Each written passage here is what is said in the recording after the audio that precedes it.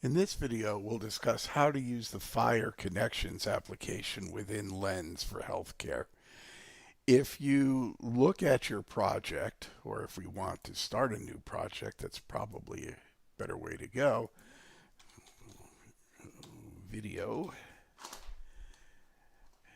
And now that we've created the project, you'll see that I have a series of data import options. We click on FHIR, and we have to create a server. We give it a name.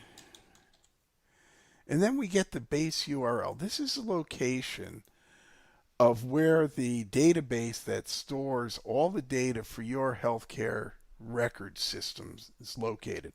This is something you obtain from the system administrator, and we would generally work with the system administrator to make sure that the permissions within Lens are set up so that you can only see the tables that you have permission to see.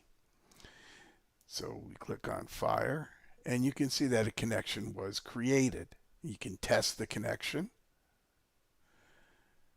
and it shows that it connected to the database. Now what I'd want to do normally is import data, and what this allows me to do once I collect it or click it is I can see every table that I have permission to see in that database system. And again, it doesn't matter which database or EMR system you use, since they all use this standard, the system can read all of these tables.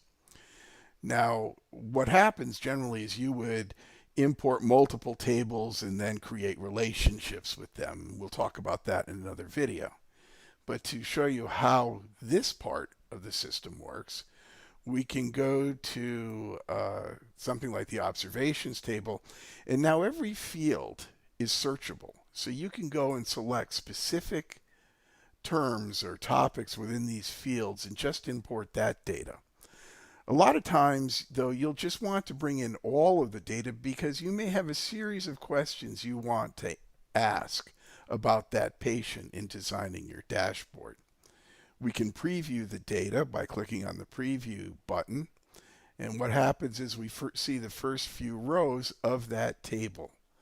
And you can scan across and see where there's data, those sorts of things. By the way, we're using synthetically generated data that was developed for basically for all of us developers who create applications around healthcare. So it won't be as complete as what you have. I can list the fields in the table, and again, I can look through it and see and filter on those things.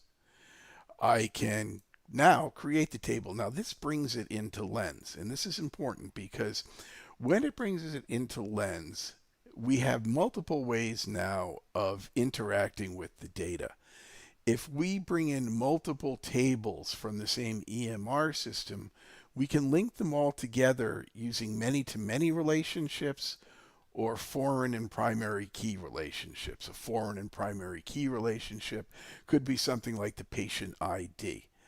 A many-to-many may be useful when you have two EMR systems and you're trying to disambiguate patients' names within those systems. That is the same patient there that in one system and in a second system as well?